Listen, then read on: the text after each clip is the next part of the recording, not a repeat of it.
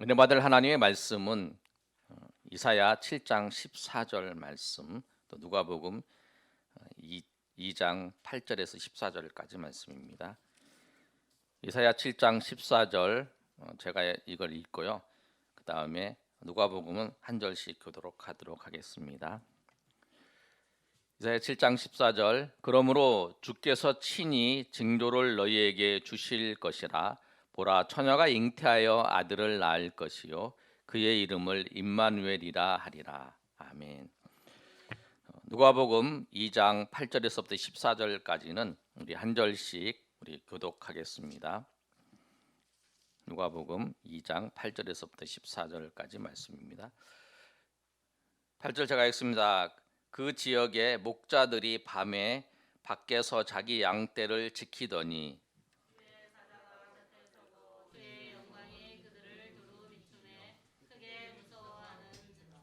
천사가 이르되 무서워하지 말라. 보라, 내가 온 세상에게 미칠 큰 기쁨의 좋은 소식을 너희에게 전하노라. 오늘 다윗의 동네에 너희를 위하여 구주가 나셨으니 곧 그리스도 주시니라. 너희가 가서 강보에 쌓여 구유에 누워 있는 아기를 보리니 이것이 너희에게 표적이니라 하더니 보련히 수많은 천군이 그 천사들과 함께 하나님을 찬송하여 이르되. 우리 14절 말씀 다 같이 읽겠습니다. 지극히 높은 곳에서는 하나님께 영광이요 땅에서는 하나님이 기뻐하신 사람들 중에 평화로다. 아멘. 오늘 말씀 우리 김성원 목사님, 우리 섬기시고 있는 김성원 목사님께서 성탄에 초청하는 이유에 대해서 말씀을 전하실 때에 많은 은혜가 저 여러분 위에 충만히 임하시기를 예수님의 이름으로 축복합니다. 아멘. 자, 한번 기도하겠습니다. 하나님 아버지, 늘 하나님 앞에 서고 또 하나님 앞에 기도하고 찬양하는 것이 인간에게는 두려울 때도 있고 또 은혜가 임하여서 감사할 때가 있는데, 하나님 우리를 위해서 당신의 아들 하나밖에 없는 유일한 존재를 예수님을 보내주심을 감사합니다. 이 시간에 우리가 축하하고 또 기뻐할 때 하나님의 영광과 은혜가 함께하는 시간 되게 도와주시옵소서. 예수님의 이름으로 기도합나이다. 아멘. 이사야서 7장 우리 14절에 보면 처녀가 잉태했다. 사람들이, 믿지 않는 사람들은 안 믿습니다. 왜냐하면 남자와 여자가 이렇게 관계를 해야 아기가 태어나지, 무슨 여자 혼자서 처녀가 잉태했다, 성령님이 잉태했다, 이 말을 믿지 않습니다. 그런데 성경은 분명히 처녀가 잉태했다라고 이야기를 하죠. 첫 번째 우리가 생각할 것이 하나님이라는 존재는 가능하다는 것입니다. 제가 원숭이가 만약에 어느 날 신문을 펼쳐두고 읽고 있다 이러면 여러분, 제가 그걸 봤다면 여러분 믿습니까? 안 믿죠. 불가능한 이야기입니다. 원숭이 자체가 불가능한 일입니다. 그런데 사람이 제가 신문을 읽고 뭐 전화도 하고 이랬다, 그건 당연한 겁니다. 인간이기 때문에 당연한 겁니다. 원숭이와 인간은 차원이 다르고 존재 자체가 다르죠. 그런데 하나님이라는 존재 자체도 우리하고 다르기 때문에 이 일이 가능한 것이죠. 쉽게 말하면 이렇습니다. 혹시 어르신들 중에는 스타크래프트라는 게임을 혹시 아는지 모르시겠는데, 우리 청년들은 다 아시죠? 모릅니까? 거기 보면 그 마린이라는 병사가 있습니다. 근데 우주선 그 배틀 크루즈라 그러는데요. 그 우주선을 싸워서 절대로 못 이깁니다. 그렇게 프로그램을 만들었기 때문에 그렇습니다. 그런데 그 프로그램 만드는 사람이, 병사가 그 우주선하고 싸워서 이기도록 가능하겠습니까? 프로그램을 고치면 가능합니다. 얼마든지 가능합니다. 무슨 말이냐? 우리 지금 자연과학적으로 처녀 혼자가 임신하는 건 불가능합니다. 그런데 하나님이라는 존재가 개입하면 가능하다는 거죠. 성경이 그것을 이야기하고 있습니다. 분명히 가능한 일이라고. 우리는 지금은 이해는 안 됩니다. 자연과학적으로. 저도 이해는 안 됩니다. 그런데 성경이 그렇게 이야기하고 있기 때문에 우리가 그것을 믿는 것이죠. 두 번째로 이 처녀가 잉태해서 낳으리라, 이거는 예수님에 관한 그 예언 중에 한 가지입니다. 예수님이 구약에 이루어진 예언이 48개 정도 있다고 보통 보는데요. 그 중에 하나가 이루어진 겁니다.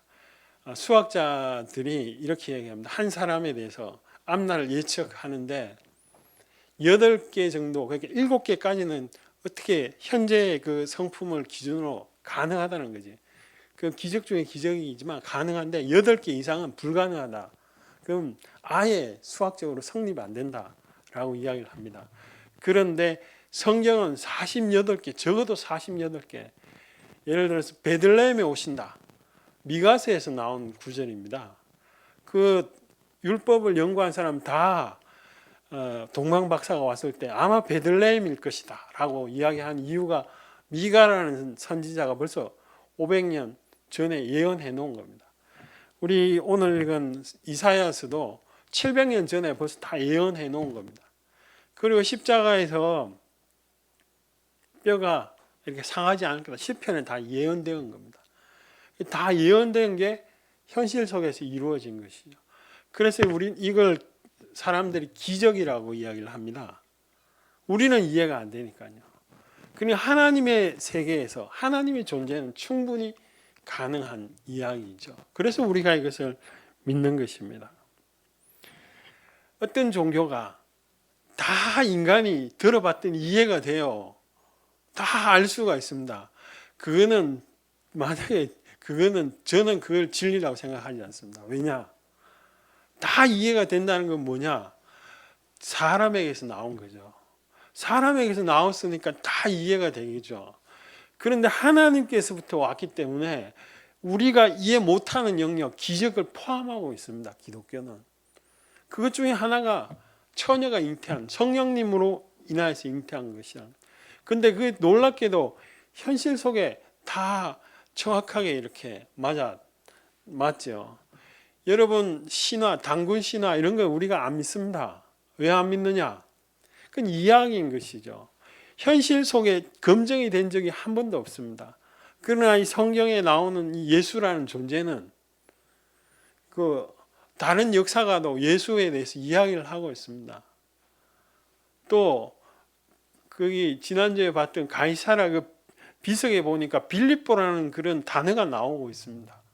예수님에 대한 증거가 옆에 기록도 그렇지만 고고학적으로도 그대로 증거하고 있습니다. 현실 속에 이루어졌기 때문에 우리가 이것을 믿고 있는 것입니다. 오늘 제가 그 성경 이 본문 제목이 예수님 성탄에 초대된 이유라고 제가 이렇게 적었는데요. 초대된 사람이 동방박사는 별을 따라서 자발적으로 갔지만 우리가 누가복음 2장 8절에서 보면 목자들은 하나님이 직접 초대한 사람들입니다. 여러분 제일 기쁘고 즐거울 때 누구 먼저 제일 소식을 알립니까? 부모님이죠. 그리고 내가 가장 사랑하는 아내나 뭐 이런 사람들을 알리죠. 근데 하나님은 이 예수님이 태어난 이 소식을 누구에게 제일 알렸습니까? 목자들입니다. 근데 이 목자들은 신분이 아주 높은 사람들이 아닙니다. 최하위 계통의 노동자들이죠. 2장 8절에 보면 밤에 집에 우리가 지금 생각하는 목자들이 양을 우리에 넣고 또 밖에 넣고 이렇게 생각하지만 이 당시에 이 목자들이 대부분은 밖에서 그냥 계속 양하고 생활합니다. 그러니까 동굴, 제가 이따가 좀 보여드리겠습니다. 동굴이나 이런 데서 비를 피하고 또 양을 이렇게 보호하고 그 양들이 그냥 가만히 놔두면 풀 먹고 이렇게 자랄 것 같지만 안 그렇습니다. 이 짐승들이 와서 자꾸 잡아먹기 때문에 이 양들이 밤에도 이렇게 지키고 있었던 그런 사람들을 초대했습니다. 그러니까 가장 낮은 사람들에게 하나님이 가장 마음이 있다는 것입니다. 예수님이 12절을 한번 보십시오. 12절을 우리 다시 한번 같이 읽어볼게요. 시작. 너희가 가서 강보에 쌓여 구유의 위에 있는 아기를 이것이 너희 구유가 말 밥그릇 동물 밥그릇입니다. 이게 동그랗게 된. 근데 거기에 애를 누이는데 제가 그때도 한 말씀드린 이거는 지금도 애를 놓으면 제일 좋은데 아주 한 번도 안 쓴 그런 데에다가 누이지 이 말 밥그릇에 누인 이런 일은 예수님만 그랬지 않았을까 저는 그렇게 생각합니다. 아기가 태어나면 부모가 다 깨끗한 걸로 준비하죠. 근데 왜 예수님은 그런 천한 그 동물이 먹는 먹이통에다가 애를 누이냐? 추위를 피하려고. 근데 그것밖에 준비된 게 없는데 그거는 곧 하나님이 가장 낮은 모습으로 오셨고 또 더 중요한 게 있는데 가장 낮은 사람들을 초대했습니다. 그 소식에. 그러니까 그것이 하나님의 마음인 것이죠. 이 초대된 사람들이 목자들이 누구냐라고 보통 이렇게 할 때 예레미야서 35장 8절에 보면 레갑 족속들이 다라고 추정을 합니다. 이 레갑 족속들의 후예들은 누구냐? 집을 아예 장막에 거하며 포도주와 또 이런 것을 하지 않고 그러니까 거룩한 것을 유지하고 하나님을 섬겼던 그런 족속들이지 않나. 족속들인데 이런 후예가 그 하나님의 가장 기뻐하는 예수님이 태어났을 때 초대됐다라고 보죠. 여러분 이것을 통해서 우리가 뭘 알 수 있느냐 하면 그냥 하나님은 특별한 사람을 초대한 게 아닙니다. 가장 중요한 순간에 하나님을 마음으로 진심으로 믿고 있는 이런 사람을 예수님의 그 탄생의 자리에 초대했다는 것입니다. 저나 여러분들도 동일하다는 것이죠. 많은 사람들이 교회를 다니지만 나 같은 것에 무슨 하나님이 관심이 있으려 관심조차 있겠나 이렇게 생각을 하는 경우가 있습니다. 그렇지 않다고 성경이 분명히 이야기하지 않습니까? 목자들을 하나님이 직접 천사들을 보내가지고 이 기쁜 소식을 이렇게 너희에게 전한다라고 하면서 그 사람들을 초대했다는 것이죠. 우리 이 땅에도 마찬가지라는 것입니다. 미국에 실제로 이런 일이 있었다라고 제가 책을 읽은 적이 있습니다. 어떤 교회 앞에 흑인 소녀가 울고 있었습니다. 왜냐? 그 교회는 백인들만 모인다. 막 이런 모이기 때문에 너는 못 들어와. 이렇게 흑인 소녀가 너무 당황해서 울고 있었는데 그 소녀 앞에 어떤 사람이 나타났는데 얘야 나도 그곳에 들어가 본 적이 없단다. 이런 이야기를 했는데 그 보니까 아니 이게 예수님이다. 예수님이었다라고 뭐 그 소녀가 이렇게 기록한 것을 꿈인지 뭔지 모르지만 이렇게 기록한 걸 제가 본 적이 있습니다. 하나님의 마음은 가장 낮은 자. 왜 낮은 자를 초청할까요? 왜 이 사회에서 인정하지 않는 그런 사람들을 가장 먼저 초청한 이유는 그 사람은 세상에서 행복을 누릴 수가 없거든요. 하나님이 제일 마음이 이렇게 가까운 사람이거든요. 세상에 큰 기쁨이 없으니까요. 마음이 가난한 자는 하나님이 예수님도 이렇게 축복의 말씀을 마음이 가난하다는 게 뭡니까? 내가 이 땅에서 가장 기쁜 게 하나님밖에 없으니까 그런 사람을 하나님이 초대한 것이죠. 여러분들도 저도 예수님의 그 탄생의 자리에서 뭐 다만 이런 조그마한 거라도 가져가서 하나님 앞에 참여하는 자들이 다 되시기를 축복합니다.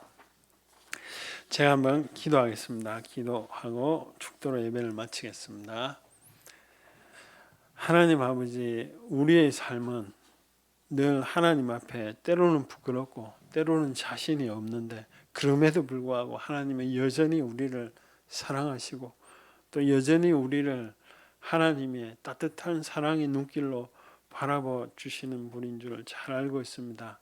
하나님, 이 시간에도 내가 내 삶을 살아갈 때 하나님을 제쳐두고 나의 목적을 따라 사는 것이 아니라 정말 십자가의 은혜 또 예수님을 보내주신 그 사랑의 그 장소에 우리를 초대하는 초청하는 그 마음을 기억하고 하나님과 동행하는 삶이 될 수 있도록 주께서 축복하여 주시옵소서. 이제는 우리 주 예수 그리스도의 은혜와 하나님의 크신 사랑과 성령의 위로통 충만하심이 이 자리에 모여 예배드리는 우리 모든 성도들을 위해 삶과 생활 터전 위에 이제로부터 영원까지 함께 있을지어다.